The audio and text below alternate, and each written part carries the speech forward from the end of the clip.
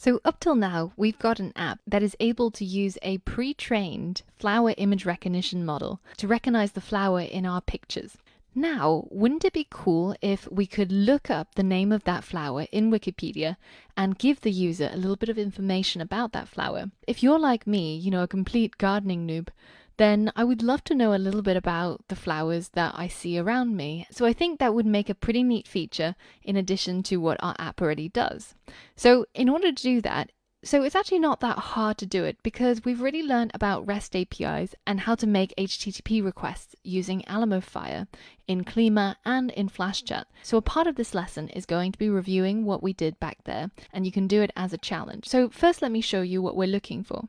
So I'm on Wikipedia at the moment, and in the last lesson I found out that the flower that I have on my desk is a Barberton daisy. So let's have a look on Wikipedia and see what that looks like.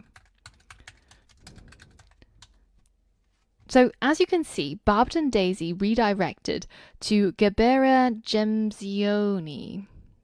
I'm probably murdering how that's pronounced. But anyways, Wikipedia gives us a little bit of background information on this particular flower, and also it shows us all of these images of Barberton daisies in the wild. And I think to my human eye, they look pretty similar to the one that I've got.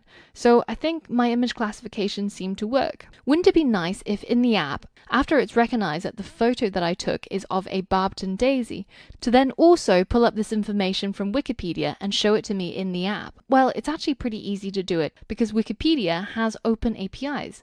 So we can tap into it and grab this little extract and put it into our app. So as you did before in Klima and also in FlashChat, we're going to be using the trusty Cocopod duo of Alamofire and SwiftlyJSON. So at the moment, as I'm recording this video, Alamofire is updating its code so that it's fully compatible with Swift 4.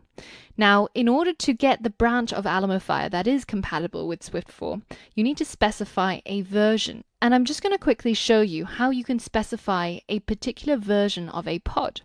So the one that we want is pod Alamofire, and then we want to use a comma, and we're going to specify using a tilde and a right angle bracket that the version that we want is 4.4. But for SwiftlyJSON, you can just do it the normal way.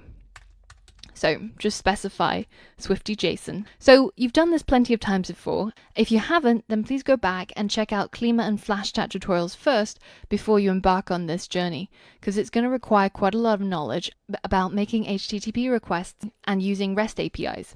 But if you have done those modules, then you should be familiar with Cocoapods, and you should know how to incorporate these two pods into your Whatflower project, and you should be able to use Terminal to install them. So pause the video and go ahead and do that.